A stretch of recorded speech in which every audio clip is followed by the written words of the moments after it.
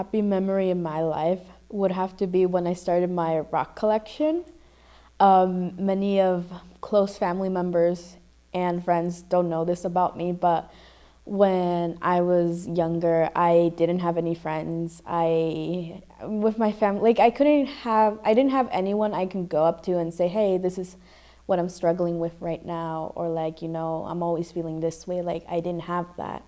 And so every time I would go out to recess, I would just sit behind this classroom, and behind the classroom there was nothing but rocks, like just little pieces of rocks, and I would just sit there always and just like play with the rocks. And I started thinking to myself, well, these rocks are all different, and I kind of identify myself with those rocks because all rocks are different, and that's how I felt too.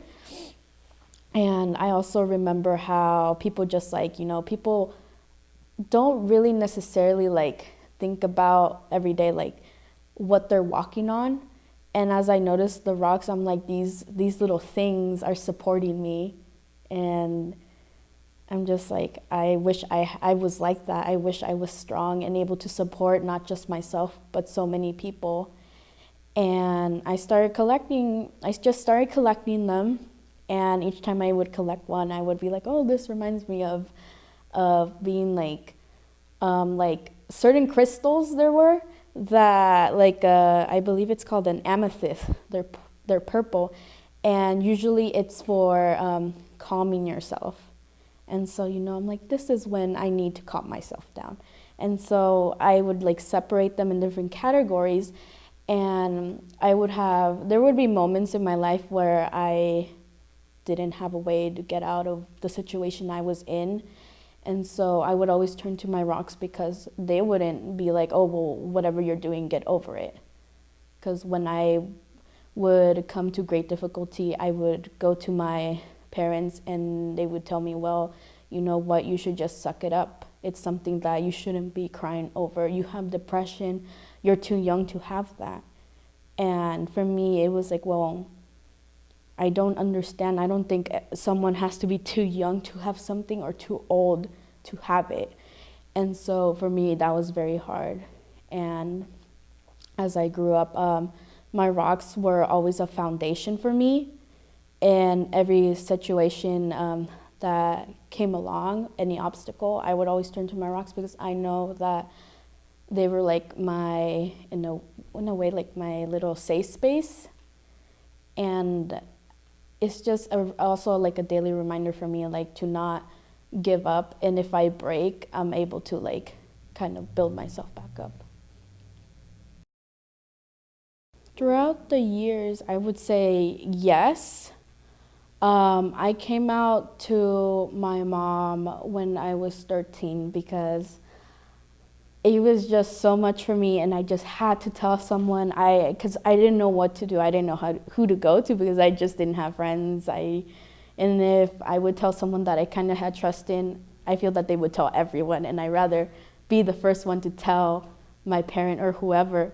And so also at the time, I was a Jehovah's Witness, and something that kind of really scared me was that they said, don't waste your time on people who are LGBT. There's, those, and I got really scared because I'm just like, well, I haven't done anything, but I guess like who I am is something like I should be scared of. So like I was very scared. I would cry every day because I would tell myself, I guess who I am is wrong and I shouldn't even be here. And so I told my mother because I needed someone to be like, who you are isn't wrong, who you are is okay. But instead I felt that rejection because I told her, can I have a hug or something? And instead of hugging me, she said to not go near her. And I was very confused because my mom was very supportive to me, whatever I chose or said or did, and she didn't want to hug me. And so that really hurt me so much because for me, my mom was my only friend, the one that I could trust. And it was terrible. And in a way, she kind of threatened me saying, I'm going to tell your father about this if you don't change who you are. And that's something I'm like, oh, that, like, I don't want my dad knowing because I do live in a Hispanic household. And so my father is like up there and I'm just like, oh no, like, I don't want that to happen. So for a while, I guess tried to be straight for a month. And that was so horrible. Like, I felt so fake to myself. Like I was like, ew, is this the life I'm gonna live as? Am I gonna marry a man and have kids? And I was like, no, I don't want that. I don't want that. And so after a few years later, my mom had to leave due to illnesses. And so she moved back to Mexico. And as for my father, I wasn't ready to tell my father about it until I was the age of 17. I told him, and the reaction I got from him wasn't what I expected. He was actually very supportive, and he was like, I support you and everything, like, and he hugged me. And I was just so shocked because I'm like, the whole time, over all these years, I've been so afraid to tell you.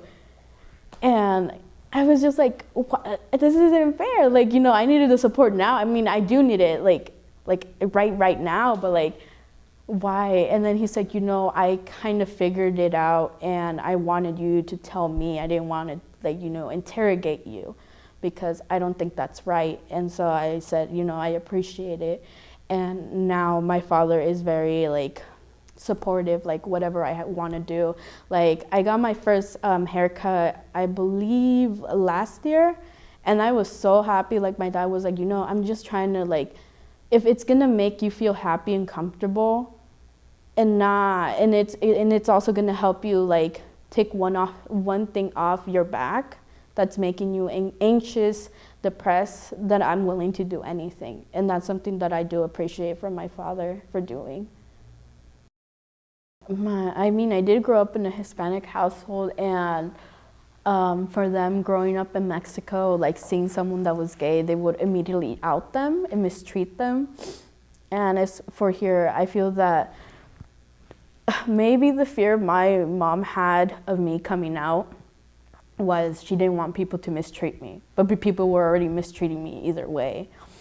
And I feel that she thought if I would keep it to myself, and also that if she kept telling me, don't do that, don't do that, don't say that, don't think about that things would be fine.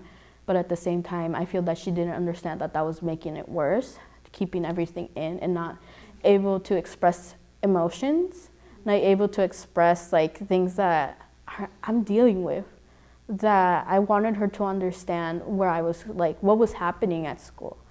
And I feel that that's something, like, in a Mexican household, they're like, we don't need for explanation, just don't do it and everything will be fine. I'm Stephen Solomon. I'm Roxana Fiyama. I'm Henry Ben Susan.